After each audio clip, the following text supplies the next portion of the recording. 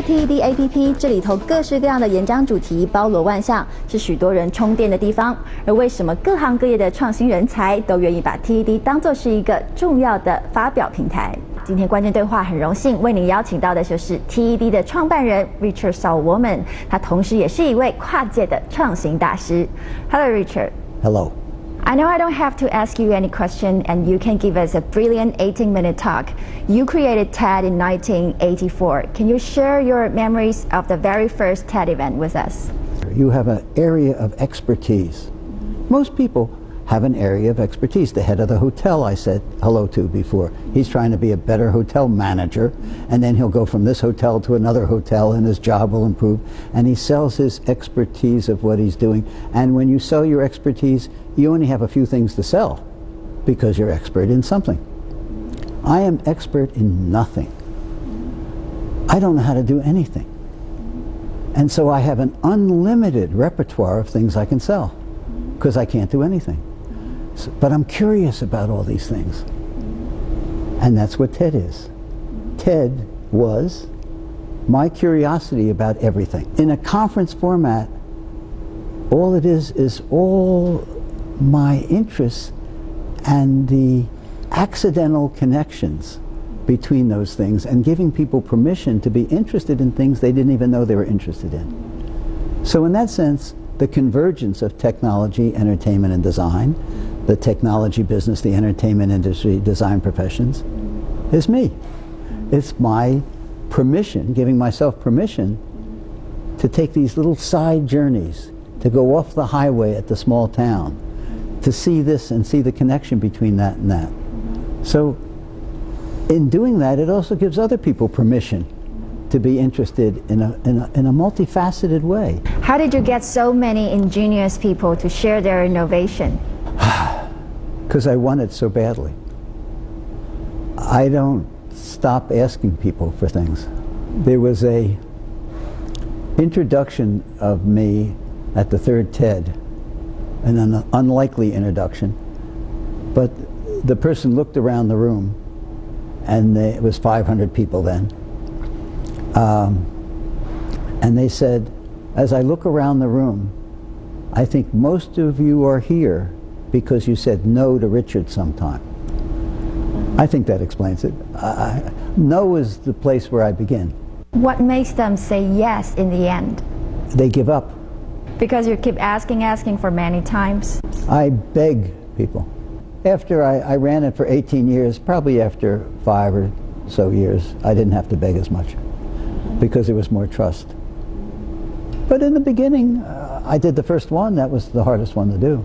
You lost money on the first event, but it turned out so successful. Did you expect that? No, I don't anticipate success. I never anticipate success. I don't do it for success. I do it to solve a puzzle. My life is about solving a puzzle. The accident is I was successful. That's not my goal. My goal is not power, fame, money. My goal is solving the puzzle. Look, my goal is having, I hope today is interesting. I hope tomorrow is interesting. I hope the next day is interesting. My goal is to have an interesting life. Reportedly, you sold it for $14 million in 2002. Did you expect it could be so profitable? That's what I asked, and I wasn't bargaining, and I wasn't trying to sell it. Somebody said they wanted to buy it, and they asked me what I wanted, and I said 14 million, not 15 million, and not 13 million. Yeah. I'm not a business person. It's all an accident. I try to do good work. If you do good work, you can have an interesting life. If you have an interesting life, people are interested in having a piece of you. Your new project is to find what's next. What's next? Yeah, and the hot topic right now, like the Internet of Things, big data, and so on. Yeah, so can you share, from your perspective, what kind of world we'll be living in 5 years?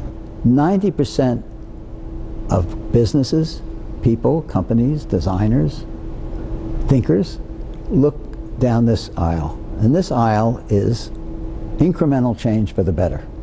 We make our cars a little nicer. We put a camera on the back of the car so you see who you run over. you style things, you change clothing, you make incremental positive change to products, services.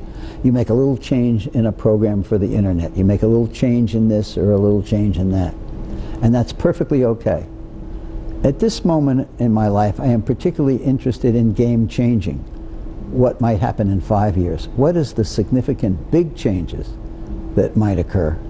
And then how does the world prepare, and what are the unintended consequences? In the United States today, children watch television on the average about 20 minutes a week. They used to watch it 20 hours a week.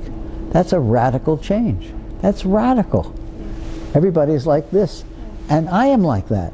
We are obsessed with this smart thing we hold in our hand. That will change too. That's not always going to be there, just the way we don't have fax machines today. I didn't think I could live without a fax machine.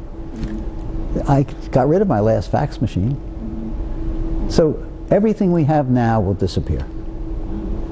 That's exciting. The Internet of Things is also the topic you discussed with the chairman of MediaTek. Do you have any suggestions for tech companies in Taiwan? For companies in Taiwan? No, for people everywhere.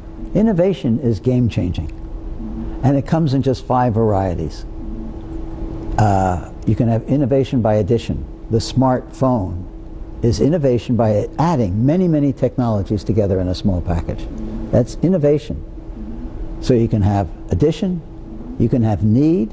The vaccine is a need. You can have things that are the opposite, complete game-changing opposites of things that are innovation. Niels Bohr, probably the 2nd or 3rd greatest physicist of the 20th century, said that when I have a profound thought, I know it also has a profound opposite. That the opposites of things are really great innovation. And then there's subtraction. The TED conference was subtraction when I first started it. I subtracted out white men in suits on panels. I subtracted the lectern. I subtracted long speeches. I took a lot of things away. Like the Bauhaus movement in art was a whole art movement based on subtraction. If you want to give suggestions for other people, like how to create a hub of innovation and talents, what's your tips? Give yourself permission. Make the phone call. Talk to the person. Be vulnerable. Ask the question. When they don't take your phone call them again. I am not trying to change the world. I'm trying to have an interesting life. And if people can see in there a thread that gives them permission to also want to have an interesting life more than money, power, or fame, well, so be it. Thank you, Richard. 现在集合了很多大牌演讲者的 TED 演讲，没想到当初竟然是由 Richard 一位一位去拜托来的，这也再次印证了有好的发想，不怕别人对你说 no，就是成功的不二法门。